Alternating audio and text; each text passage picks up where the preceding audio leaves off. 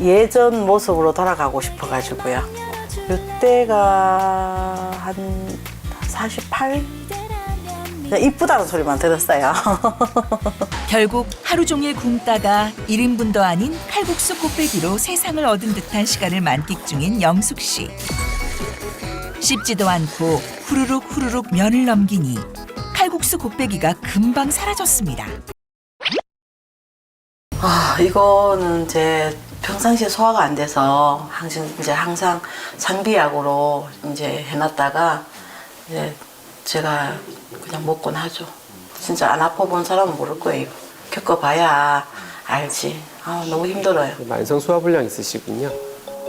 속도 더부룩하고 뭐 그러더니 자꾸 이제 살이 자꾸 찌더라고요. 속이 또 안 좋네. 그러니까 만성 소화불량이 있으시니까 네. 드셔도 소화가 안 되니까 조금만 드셔도 더 찌니까 그 약수단이 반복되는 것 같아요. 네. 굳은 결심을 한 모양인지 결국 남편이 준비해 놓은 아침 식사를 치우는데요. 갑자기 냉장고 앞에서 꿈쩍을 하지 않습니다. 목표 56kg. 그런데 아까 거의 70kg이었단 말이죠. 15kg 정도 14kg 정도 빼셔야 13, 4kg는 빼야 돼요. 목표 체중과 나란히 붙어있는 사진 한 장. 이 사진요, 예전 모습으로 돌아가고 싶어가지고요. 이때가 한 48? 이쁘다는 소리만 들었어요. 그때 이때로는 못 돌아가겠고, 제 지금 목표는 제 키에 비례해서 56kg. 나의 뱃살 언제 빠지려나. 과거로 돌아가겠다는 욕심은 버린 지 오래. 적정 체중을 바랄 뿐이랍니다. 병원에서 자꾸 살을 빼라고 하고 하니까 나도 또 자꾸 아프고 하니까 이제 살을 빼고 싶어서. 네, 주인공께서 살을 빼고자 하는 의지, 목표 확실히 뚜렷하고 보니까 또 나름 열심히 운동도 하시고 식단도 조절을 하시는 것 같은데 이거 살이 전혀 빠지지 않네요 하면서 지금 하소연을 하시는 거잖아요. 네. 예. 이게 보통 소화가 안 되면 아무리 맛있는 음식이 앞에 있어도 먹을 수가 없잖아요. 근데 이게 부담이죠. 그것보다 소화제를 저렇게 박스로 구비해 놓을 정도면 저는 이 다이어트보다 소화불량이 더 심각한 것 같은데 어떻게 생각을 하시나요? 네, 보통 다이어트 하는 분들이 이런 소화불량을 자주 겪게 되거든요. 그 이유는 극단적인 단식은 결국 폭식으로 이어지기 때문입니다. 폭식이 오면 먹는 음식들 대부분이 밀가루 음식이나 튀긴 음식인 경우가 많잖아요. 네. 이러한 음식들은 소화효소를 갉아먹는 음식들이라고 표현할 수 있습니다. 즉 점점 소화불량이 심해지고 살은 빠지지 않고 오히려 더 몸에 살이 찌게 되는 것이죠. 그나저나 참 더 이상 문제가 없어야 할 텐데 걱정이 이만저만이 아니고요. 또 어떤 증상으로 고생을 하고 계실지 계속 한번 만나보도록 하겠습니다. 오늘도 영숙 씨에게 혈당 확인은 필수. 물론 혈압 측정도 빼놓지 않습니다. 비만에다가 지금 혈당도 높고 혈압도 160이 넘으면 바로 당장 고혈압 치료를 시작하셔야 되는 상태이십니다. 그 정도예요? 네. 높은 혈당과 혈압으로 약을 먹은 지도 오래.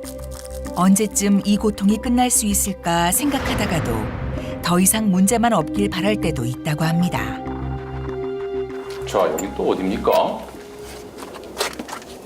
여기는 제 여기도 운동하는 데예요.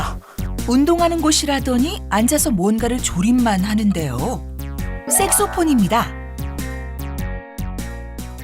색소폰을 하면 뱃살이 좀 빠진다고 해가지고 제가 색소폰을 좀 배웠거든요. 뿐이고를 또 공복 상태에서 연주가 가능할까 싶은데 살을 빼기 위해서라면 이보다 더한 일도 할 분위기. 그 어렵다는 색소폰까지 배운 그녀에게 과연 소득은 있었을까요? 이거 하면 살 빠진다 해서 했는데 사실 안 빠지더라고요. 그래서 연습 이렇게 막 좀 많이 하긴 했는데도 잘 안 빠져서 저 그래서 지방 흡입 수술까지 했잖아요. 결국 최후의 방법으로 지방 흡입 수술까지 선택했던 것. 사실 지방 흡입술은 피하 지방만 제거하고 내장 지방은 제거하지 않기 때문에 위험과 고통을 감수한 지방 흡입 수술의 흉터는 아직도 남아 있는데요. 자, 여기뿐만이 아니라 제가 여기 말고 팔에도 있고 뒤에도 있고 목에도 있고 다 있어요.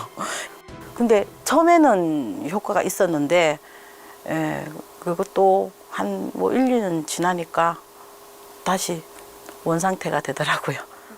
이후 그녀는 담낭까지 제거하는 수술을 받아야 했습니다. 보통 수술하시고 나서 일반적으로는 이제 복통이나 설사 증상이 먼저 생길 수 있는데요. 장기적으로 보게 되면 담낭 안에 존재하는 담즙이 분비되지 않기 때문에 이런 만성적인 소화불량을 겪을 수 있습니다. 그래서 외출 시에 꼭 챙겨야 하는 것이 하나 더 생겼는데요. 바로 기저귀입니다. 제가 말씀드렸다시피 소화불량이 자주 있잖아요. 그래서 이렇게 운전을 이렇게 하다 보면 좀 급할 때가 있어요. 근데 그럴 때 대비해서 제가 이거를 좀 준비를 하고 있어요. 물론 소화제를 챙기는 것도 빼놓지 않습니다.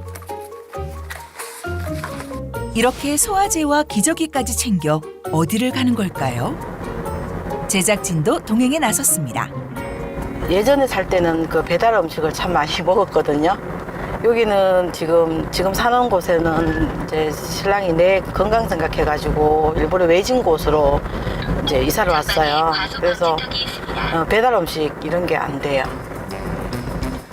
그렇다면 직접 장을 보러 가는 길일까요? 아니면 배달이 안 되니 식당을 찾아가는 걸까요? 사장님 주문한 거 그거 주시면 돼요. 결국 운전해서 달려온 곳은 식당. 만두 넣었어. 감사합니다. 야, 여기 해파란 접시 나를 영미야. 자주 있는 일인지 만두 서비스까지 알차게 받은 영숙 씨가 보리밥부터 에피타이저로 맛을 보고요. 드디어 칼국수 먹방이 시작됩니다. 아우님 그거 kok테리야.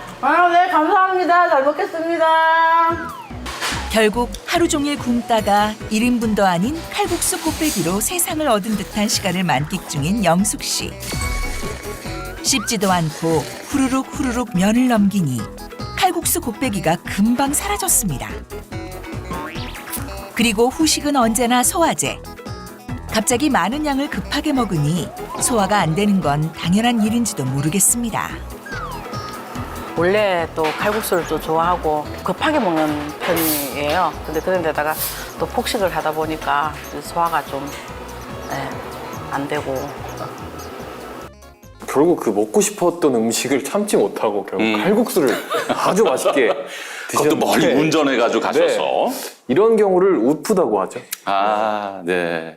그래도 다이어트 할 때 가장 고민이 되는 것이 그야말로 먹을 것인가, 아예 굶을 것인가, 뭐 이런 거 아니겠습니까? 이제 방금 보셨듯이 우리가 폭식할 때는 미친 듯이 당기는 음식이 칼국수 같은 밀가루 음식입니다. 밀가루나 가공 음식들은 가뜩이나 나이 들면서 감소하는 소화 효소를 더 빨리 고갈시키기 때문에 한 번에 몰아서 먹으면 더 악영향을 줄 수밖에 없습니다. 결국 소화 효소가 부족하면 대사 효소까지 끌어다 쓰기 때문에 결국에는 효소 불균이 올 수밖에 없고 결국 살도 찌는 병도 오는 요요라는 악순환이 반복되는 것입니다. 네. 다이어트는 길게 보고 꾸준히 실천해야 할 것 같은데 잘 먹고 소화 잘 시키고 잘 비워내는 것 이 세 가지를 꼭 좀 기억을 해두면 좋을 것 같네요. 네, 오늘 또 이렇게 중요한 사실을 하나 배워가는 것 같고요. 몸속 효소 밸런스가 받쳐줘야 요요 없이 건강하고 지속 가능한 다이어트가 가능하다. 맞죠? 맞습니다. 또 화면을 보고 하나가 걸리는 게요. 복부 비만에 대해서 고민이 또 많으신 것 같더라고요. 복부 비만이 심한 경우 대사 이상이 오면서 여러 가지 만성 질환이 생길 수 있습니다. 네. 고혈압, 당뇨병, 이상 지질 혈증, 그리고 지방간이 발생하고 또 동맥경화가 생기면 그 뇌혈관, 심혈관 질환까지 발생할 수 있습니다. 네. 그리고 근골격계 질환도 일으키고요. 최근 연구에는 일부 암을 높인다는 연구 결과도 있습니다. 네.